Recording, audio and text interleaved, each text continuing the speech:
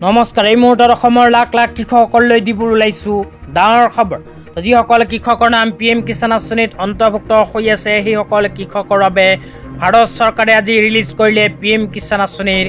20 number কিস্তি 2000 টকা তো আপোনালোকৰ নাম যদি পিএম কিষাণ আঁচনিত অন্তৰ্ভুক্ত হৈ আছে তেন্তে ইতিমধ্যে আপোনাৰ বেংক একাউণ্টত পিএম কিষাণ আঁচনিৰ 20 নম্বৰ কিস্তি ধন সোমাই গৈছে লগতে যিসকল কৃষকে এতিয়ালৈকে পিএম কিষাণ আঁচনি ধন পোৱা নাই সেইসকল কৃষকে কি কৰিব লাগিব হে আপোনালোকক বিতংভাৱে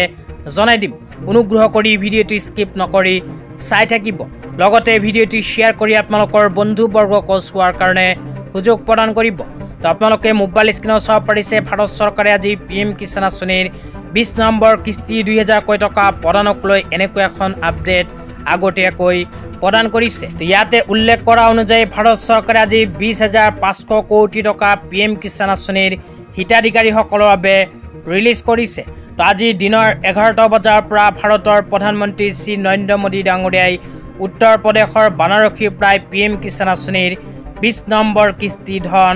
ৰিলিজ কৰিছে তো যিসকল কৃষকে পিএম কিষাণ আঁচনিৰ 20 নম্বৰ কিস্তি ধন পোৱা নাই সেইসকল কৃষকে কি কৰিব লাগিব আৰু কি কাৰণত পিএম কিষাণ আঁচনিৰ ধন নাপাব পাৰে হে আপোনালোকক বিতংভাৱে এতিয়া জনাই দিম অনুগ্ৰহ কৰি ভিডিঅ'টি স্কিপ নকৰি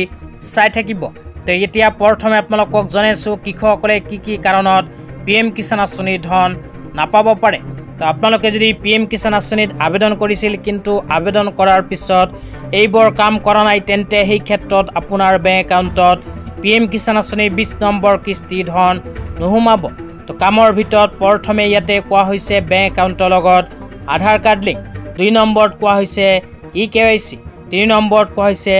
লেণ্ড সিডিং তো পিএম কিষাণ আঁচনিত আবেদন কৰাৰ পিছত যদি আপোনালোকে এইবোৰ কাম সম্পন্ন কৰা নাই তেন্তে আজি আপোনাৰ বেংক একাউণ্টত পিএম কিষাণ আঁচনিৰ ধন নোসোমাব লগতে যিসকল কৃষকে এইবোৰ কাম কৰাৰ পিছতো পিএম কিষাণ আঁচনিৰ ধন পোৱা নাই সেইসকল কৃষকে কি কৰিব হেও জনাই দিছো লগতে আপোনালোকে অহাকালিলৈ অপেক্ষা কৰিব লাগিব কিয়নো ভাৰত চৰকাৰে যেহেতু আজি ৰিলিজ কৰিছে পৰ্যায়ক্ৰমে অহাকালিলৈ আপোনালোকে নিজৰ বেংক একাউণ্টত পিএম কিষাণ আঁচনিৰ ধন পাই থাকিব কিন্তু অহাকালিও যদি নাপায় সেই ক্ষেত্ৰত আপোনালোকে 155261 আৰু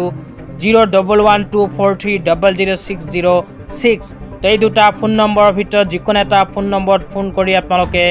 অভিযোগ দিব পাৰে এইখন ফোন নম্বৰত ফোন কৰি আপোনালোকে অভিযোগ দিব যে পিএম কিষাণ আঁচনিৰ সকলোবোৰ কাম সঠিক থকা সত্ত্বেও আপোনাৰ বেংক একাউণ্টত পিএম কিষাণ আঁচনিৰ ধন সোমোৱা নাই তো আপোনালোকে যদি এইটো ফোন নম্বৰত ফোন কৰি অভিযোগ দিয়ে তেন্তে পিএম কিষাণ আঁচনিৰ ধন পাই যাব তো আজি ইমানেই